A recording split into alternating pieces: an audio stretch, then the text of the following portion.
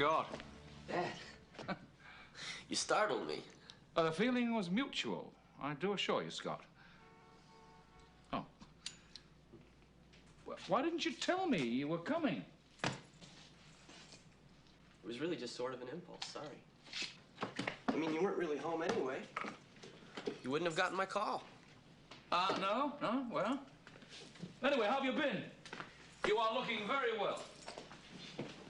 Oh, yeah, great. Mountain air. Played to Salzburg. Yeah? I banged up my knee climbing, but it's okay now. Oh, just as well it wasn't your elbow.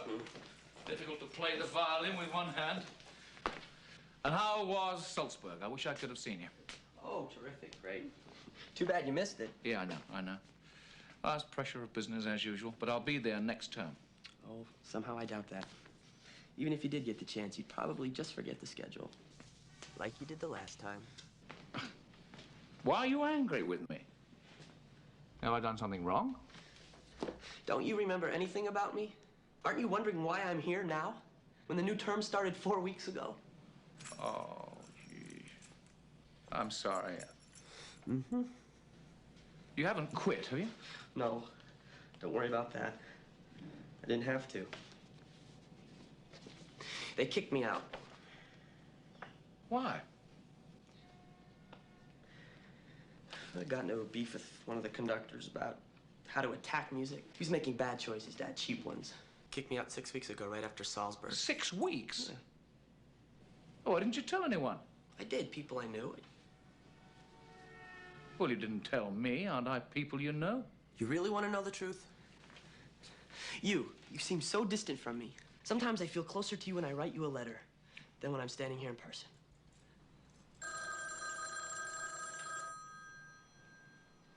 Excuse me. Telephone. This is Robert McCall. If you will leave... Do you have to go tonight? No, I can stay with her. Right. Dad?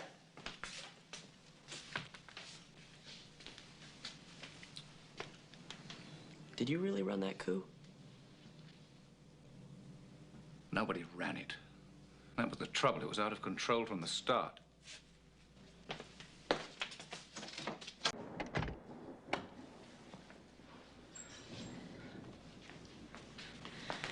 Did you see my father? No. But I do know that he's alive. And I will probably be able to get to him tomorrow.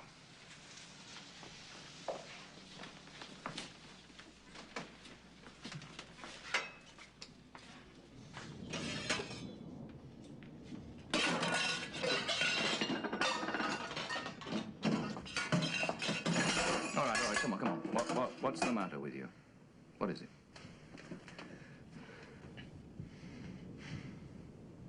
Jenny's told me what they do. I can't believe it. They trusted you? Scott, I never meant to work for people like them. Not intentionally. All right, listen to me. When I started out in this business, I was full of idealism. We were being pressed by our enemies. It seemed that they were crossing all borders. Malaya, in Korea, Berlin, Cuba, Vietnam.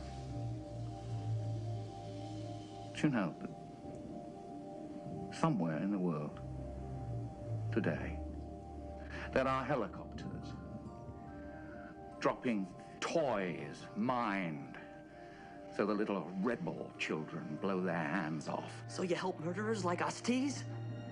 Sometimes, in order to stop a fire, you have to create what we call a backfire. So we created fires.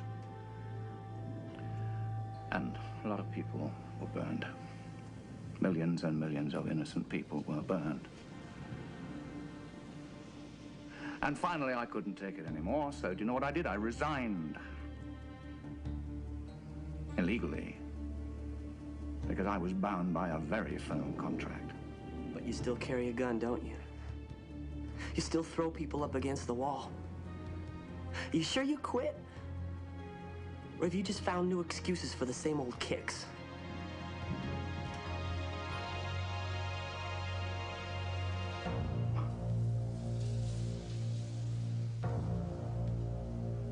What do you know about the world, boy? And who the hell are you to even attempt to judge me? Dad, what's happening? Lock the door. Close the shutters.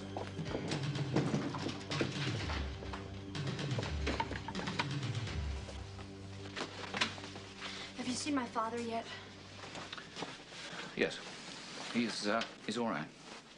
I may be able to get him out. There's a chance. You did bring your father's papers, Jenny? Dad, we talked about that. Jenny, we would like to know what you're going to do with them. They are a damn sight less valuable than her father's life, aren't they? Right, certain things you have to know, Scott. This is a list of friends you can trust and safe houses. These are the keys. Take them. Take them. No. Take them. No. Damn it, Scott, will you take them? And this is where my money is. What's going on? Oh, damn it, Scott, will you take it? It's reasonably clean.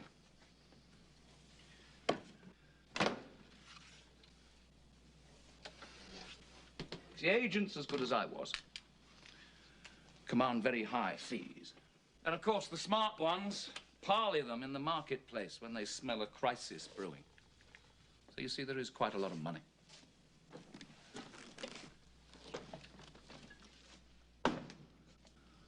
Jenny, get your father's papers, will you?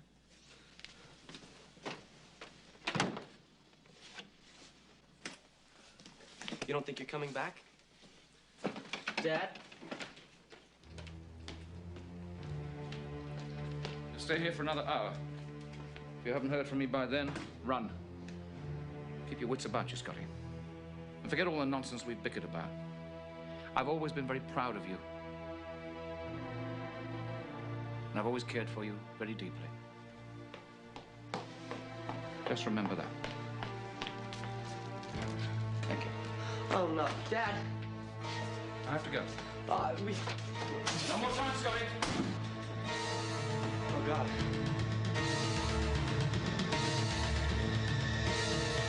Hey, Scott. Jenny, guess what? What are you doing here? We are out of here. Tonight's your lucky night. No, tonight is not my lucky night.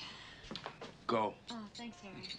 275 pages of H.L. Mencken lie between me and my pillow. So, you gonna tutor me? 2 tickets to the bottom line, our picket tables. Oh, Scott, I We're can't. talking about comp tickets, Jenny. And I am talking about an exam I have next week, and I haven't even opened a book yet. Come on, you go. We'll have a good time. You're saying no? Well, priorities. Some of us still have them. Ouch. I think it's time for me to check the receipts. No, Harry, it's okay. This is something that we have been over before. Unfortunately. Yes, unfortunately. Harry, I'll see you tomorrow. Yeah, I'll be here.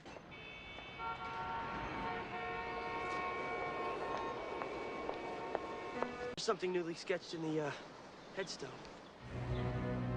March 29th. That's tomorrow. March 29th. My God. Harry, what is it? Harry! Harry, wait!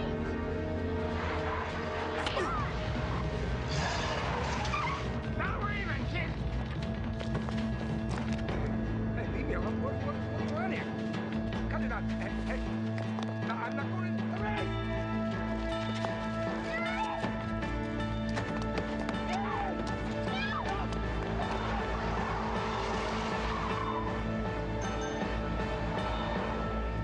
Breakout through a tunnel they had dug. It failed. Scott, do you think I could continue this uninterrupted? We would get there quicker in the end. Yes, you're right. It failed. It failed because there was an explosion in the tunnel. 18 men were killed, and the survivors were naturally recaptured. It was always imagined that there had been an informer, but of course it could never be proved. Until now. Sorry. Nobody has been able to prove it. Now, this man Brady has recently had another visitor from Barrack Room M. This man's name was Booth, Terence Booth. He said that he has managed to acquire certain German records that prove that Harry Dawson was the informer and the man who blew the tunnel. That's not possible. Harry could never be an informer. Well, Brady thinks he is. And Booth wants revenge. Scott, I don't know what Booth wants. All I know is that Booth arrived in this city around about the same time that you say Harry Dawson started having his trouble. Terence Booth is now staying at the Mayfair Hotel. I've phoned him a number of times. He never answers the phone.